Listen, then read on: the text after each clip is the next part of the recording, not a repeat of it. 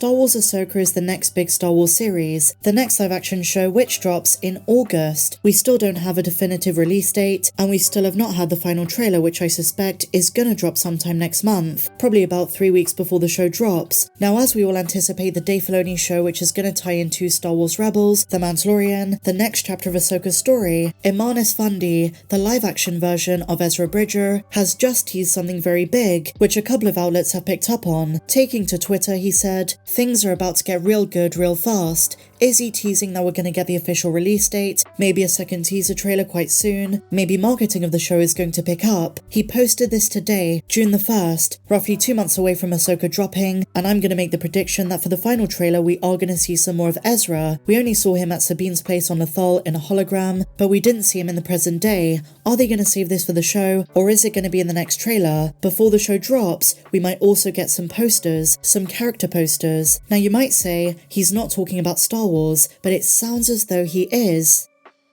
And it's in line with what some have heard, that marketing is about to pick up. And so now, my dear friends, we have yet another update for Taika Waititi's Star Wars film. It's been 3 years since Lucasfilm first announced the acclaimed writer and director was gonna have his own Star Wars movie, and over those years we've learned very little about the project, and we still don't know when it's gonna make it onto the big screen. Well, despite Lucasfilm announcing a handful of new films at Star Wars Celebration, and Taika Waititi's film not being part of it, the Thor Love and Thunder director has confirmed to The Hollywood Reporter that it is in fact still in the works. In a brand new interview he said, quote, "I've got a really good idea for it. It's just like with all films, it's the middle part. You're like, what's gonna happen? And then you look at all of those Star Wars films that are so great, and you're like, well, they can't meet a smuggler with an alien sidekick." Taika's latest comments about his Star Wars effort echo those of Lucasfilm president Kathleen Kennedy, who recently said that Taika's a very slow writer, and that his script simply needs a third act. But what we can gather from Taika Waititi's comments, he's still just trying to figure things out. This is the same update we've heard over and over again. But there is another big reveal for it. Taika is now writing his film alone. He's no longer penning it with Kirsty Wilson-Cairns. Bespin Bulletin theorise Taika's now begun a rewrite of the project, which was originally going to be something different. Lucasfilm may not have liked the first draft, and given the departure of Wilson-Cairns, she may have worked on that original one with him, and now it's essentially a new film, a new idea.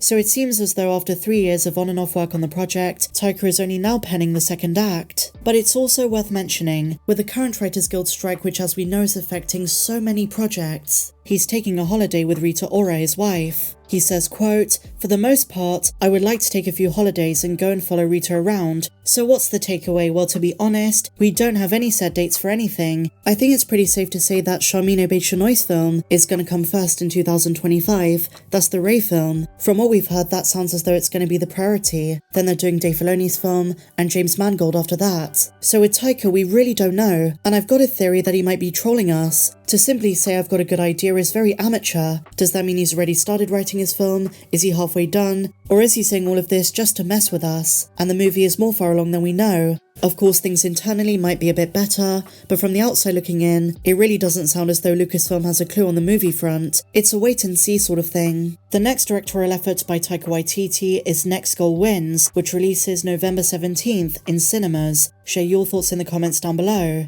In other Star Wars news, Ming-Na Wen, Disney legend, finally got a star on the Hollywood Walk of Fame, but she also spoke about The Mandalorian Season 3, expressing disappointment that Fennec Shand was not in it. Here's what she said, "Sometimes when you take something out of context, it sounds worse than it is. I think we love our characters so much that anytime we can reprise them and be that character, especially Fennec Shand, who's my dream role, so of course you're gonna feel disappointed. Why didn't they have me put on my outfit and get into battle with everyone else?" So I think that's sort of the disappointment, but at the same time, we both totally understand and respect John and Dave, the process and what they need to do in their storytelling. So it's like, yeah, we're greedy. I would love to be in every single Star Wars project at this point from now on.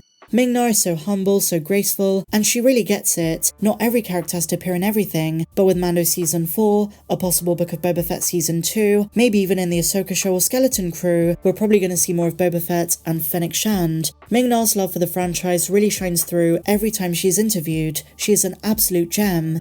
And so now, my dear friends, something a bit different. So at Star Wars Celebration, we got our first trailer for Skeleton Crew. At the time I did break down some tidbits, but we focused more on the Ahsoka show and Andor Season 2, but better late than never, today I'm gonna break down the Skeleton Crew exclusive trailer, so if you've not seen it, this is your opportunity to kind of get a glimpse at the show that promises Goonies in space, with a hint of Amblin as well as Stranger Things, so let's dive straight into it. Now if you've been following updates to do with the show, some outlets have made it sound as though it's very fun, it's very kiddie, but it's really serious. There's a lot of grit, a lot of suspense. Our first scene is in a classroom. The kids who are going to be lost in space, or at least some of them, are in class. There are some theories that this is on Navarro, the same classroom we saw in The Mandalorian seasons 2 and 3. In season 3 we just saw the outside though, with Vane and the pirates, thinking it was still a bar. Then we get some major Stranger Things season 1 vibes. We see a forest, and the voiceover of one of the kids says,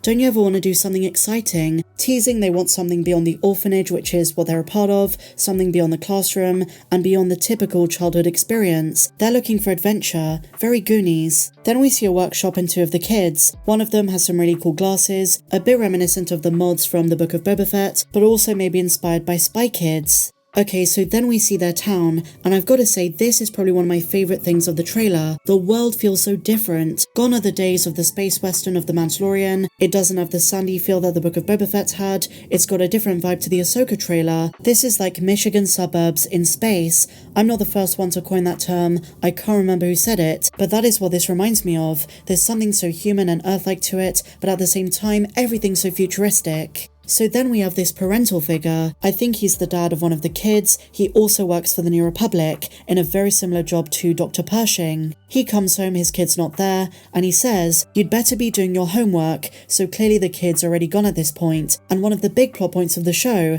is him looking for his kid. Again inspired by Stranger Things, and while I'm taking this from the trailer that was leaked and so it's not very HD, I will say if you were in the room with everyone when this trailer dropped, it's very cinematic. So the dad says you'd better be studying, and then we get some shots of the woods. A muddy puddle late at night, the kids running off, starting this big adventure that gets them into some big trouble. The dad then looks into the kids' room, and I can't help but notice they've kind of styled the bedroom similar to the Galactic Star Cruiser, the one that's now going to be shut down. The dad can't find his kid. Then as the Lucasfilm logo appears, we hear one of the kids shout, "Dad." They sound in trouble. Then we get some planetary shots with their ship. They go over a rocky moon, which is reminiscent of The Empire Strikes Back. And then we get a look at the kids, and one of them is Max Rebo's species, an Ortolan. Such an adorable little thing. Some more shots of the individual kids. They find themselves in some pretty dodgy places. Then we hear one of the women say to the father, "Something's wrong." I don't know if this is directly linked to what's going on with the kids,